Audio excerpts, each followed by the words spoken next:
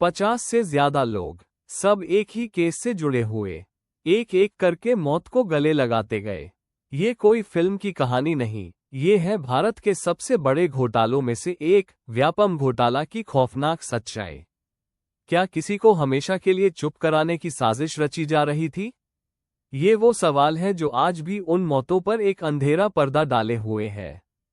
नमस्कार दोस्तों, आज हम एक ऐसी कहानी की परतें खोलेंगे जिसे सुनकर आपकी रूह कांप उठेगी।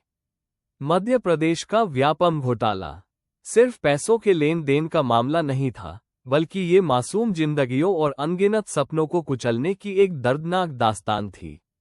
वो दास्तान जिसमें 50 से ज्यादा गवाहों और आरोपियों की रहस्यमयी मौतें शामिल हैं। इस कहानी की शुरुआत होती है साल 2007 से, जब मध्य प्रदेश व्यावसायिक परीक्षा मंडल, जिसे हम व्यापम के नाम से जानते हैं, सरकारी नौकरियों और मेडिकल कॉलेजों में दाखिले के लिए प्रवेश परीक्षाएं आयोजित करता था। यहीं से शुरू हुआ था एक ऐसा खेल जिसने हजारों युवाओं के भविष्य को तबाह कर दिया। घोटाला क्या था? आसान शब्दों में कहें तो व्यापम के अधिकारियों, राजनेताओं और बिचौलियों का एक संगठित गिरोह बना था। ये गिरोह उन छात्रों से पैसे लेता था जो या तो परीक्षाओं में नकल करना चाहते थे या फिर अपनी जगह किसी और को बिठाकर परीक्षा दिलवाना चाहते थे, जिसे सॉल्वर गैंग कहते थे। दूसरा तरीका था ओएमआर शीट में हेरफेर। बिचौलिए कमजोर छात्रों की ओएमआर शीट खाली छोड़वाते थे और बाद में अंदरूनी साठगांठ से उनके नंबर बढ़ा दिए जाते थे। सोचिए, एक तरफ मेधावी छात्र दिन रात मेहनत करते थे और दूसरी तरफ ये सब गोरख धंधा चल रहा था। यह कोई छोटा मोटा घोटाला नहीं था। धीरे धीरे इसका जाल इतना फैल गया कि इसमें बड़े बड़े राजनेता, सीनियर अधिकारी, डॉक्टर और कई कॉलेज संचालक शामिल हो गए। इस घोटाले ने मध्य प्रदेश की शिक्षा और प्रशासनिक व्यवस्था की रीढ़ तोड़ दी थी। साल 2013 में इंदौर में पहली बार इस घोटाले का पर्दाफाश हुआ, जब पीएमटी परीक्षा में कुछ नकलचियों को रंगे हाथों पकड़ा गया। इसके बाद जो खुलासे हुए, उन्होंने पूरे देश को स्तब्ध कर दिया। लेकिन ये तो सिर्फ शुरुआत थी, असली कहानी तो इसके बाद शुरू होनी थी। जैसे जैसे जांच आगे बढ़ी, एक के बाद एक चौंकाने वाले नाम सामने आने लगे। लेकिन इसी के साथ शुरू हुआ एक और खौफनाक सिलसिला, रहस्यमयी मौतों का। क्या ये सिर्फ इत्तेफाक था कि इस केस से जुड़े लोग एक एक करके मौत के मुंह में समाते जा रहे थे? सबसे पहले उन छात्रों और बिचौलियों की मौतें हुई जिनके नाम इस घोटाले में सामने आए थे। किसी की सड़क दुर्घटना में मौत हुई तो किसी को आत्महत्या बताया गया। कई मौतें इतनी रहस्यमयी थीं कि उन पर यकीन करना मुश्किल था। साल 2014 और 2015 आते आते यह आंकड़ा दर्जनों में पहुंच गया। मीडिया में इसे मौतों का सिलसिला कहा जाने लगा। हर नई मौत के साथ जनता का गुस्सा और सरकार पर दबाव बढ़ता जा रहा था।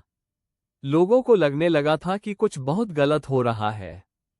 इस मामले की गंभीरता को देखते हुए पहले हाई कोर्ट और फिर सुप्रीम कोर्ट ने सीबीआई जांच का आदेश दिया।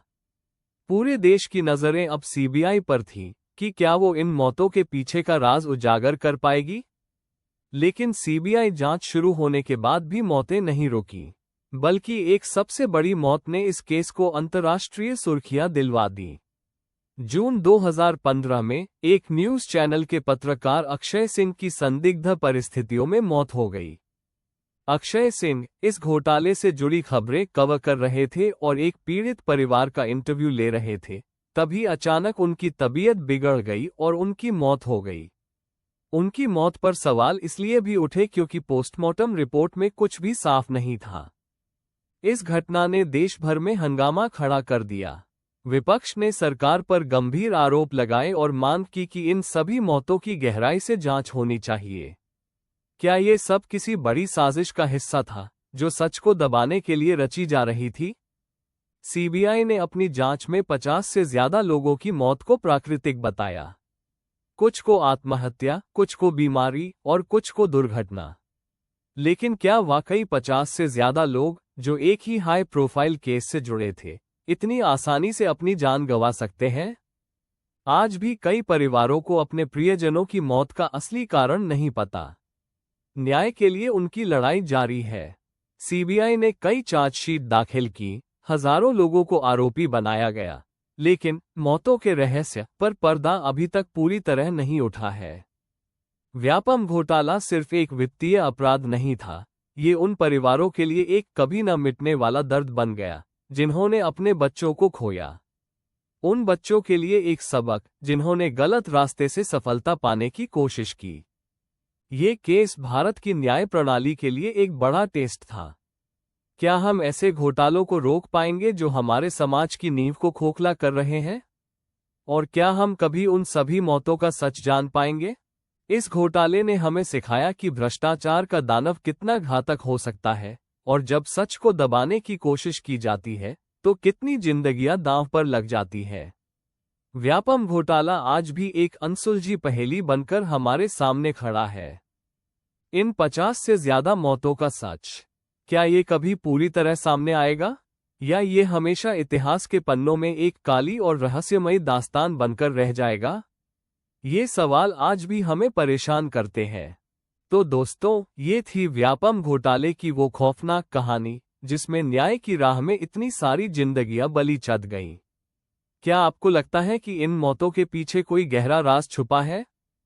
अपनी राय हमें कमेंट्स में जरूर बताएं। अगर आपको यह वीडियो पसंद आया हो तो इसे लाइक करें और अपने दोस्तों के साथ शेयर करें। और ऐसे ही और भी रहस्यमयी और सच्ची क्राइम स्टोरीज देखने के लिए हमारे चैनल को सब्सक्राइब करना न भूलें। हम मिलते हैं अगले एपिसोड में एक नई अनसुलझी कहानी के साथ। तब तक के लिए सावधान रहें, सतर्क रहें।